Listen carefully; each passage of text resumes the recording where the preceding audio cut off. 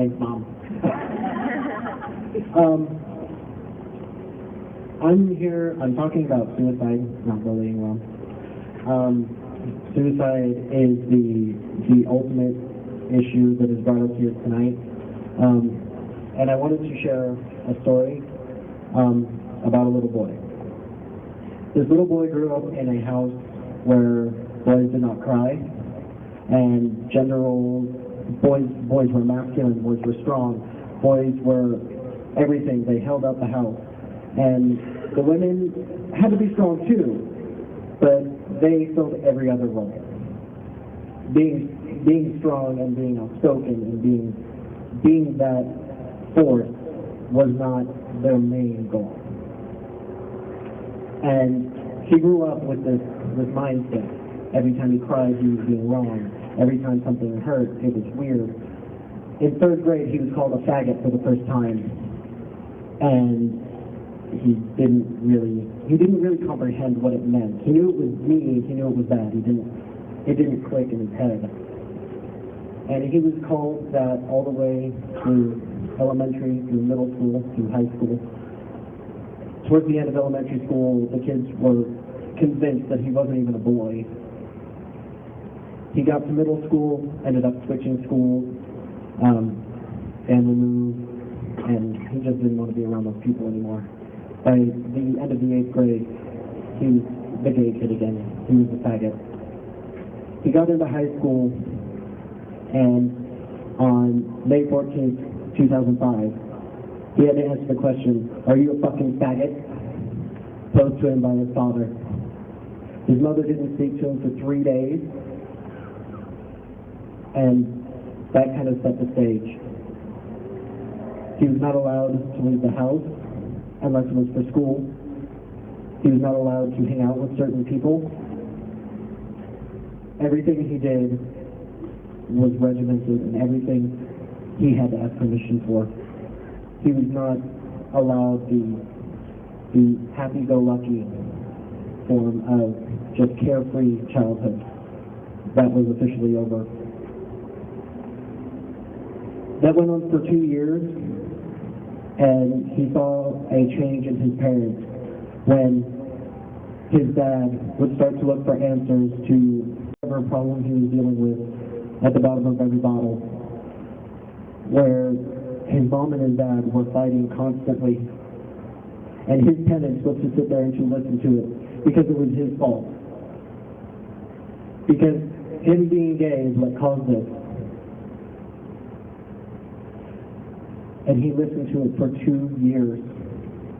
But then boys couldn't cry. So he would sit at home in his room and cover his face, because then his sisters across the hall would not hear him crying. And then eventually the tears stopped, and he just stared at the walls for hours and hours and hours on end.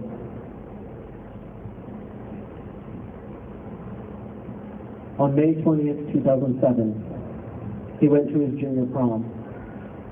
Saw his ex there, hung out with friends, but it was seeing that ex, that reminder of everything that had started everything, that had started the downward slide in his family and in everything that he had known and held dear for so long,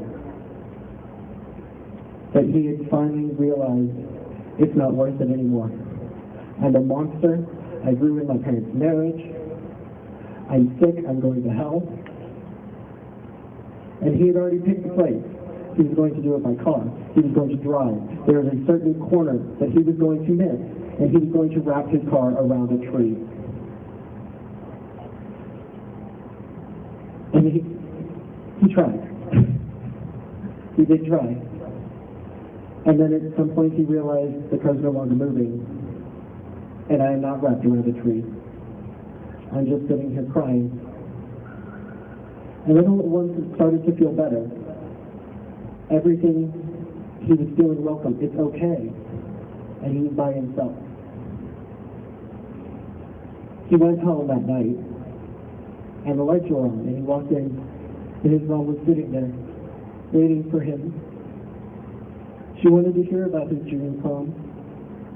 She wanted to hear about everything that was going to happen in his life. She was the first one that really took a step to stopping ever attempting that ever again. One of the things that many people don't realize about suicide is they put so much of the blame on the person, the victim of the suicide, when there are people that see that person every single day. Asher Brown and Seth Walsh went to school every single day. They saw students every single day. They saw teachers every single day. And no one saw this coming. And I think that is the real problem, that no one took the time to look for this, because this was happening. It did happen. It can't be swept under the rug anymore. This did happen. We all have a duty to every single other person out here to be on the lookout for this. It is our duty as humans to realize that other people do hurt, whether it's by our hand, whether it's by somebody else's. Other people hurt, and we have a duty to them. It is our responsibility to make sure that they do not feel like there is no place to go. For those people, and I know I'm almost positive there are certain people here that are feeling this way. For those of you that are thinking about committing suicide, you are not alone. You are a worthy person to be alive, and every other single person out here cares about your well-being. I would much rather have this now so that you can see how many people care about you than have you go home and then we end up having a vigil in 2 weeks because you are no longer with us.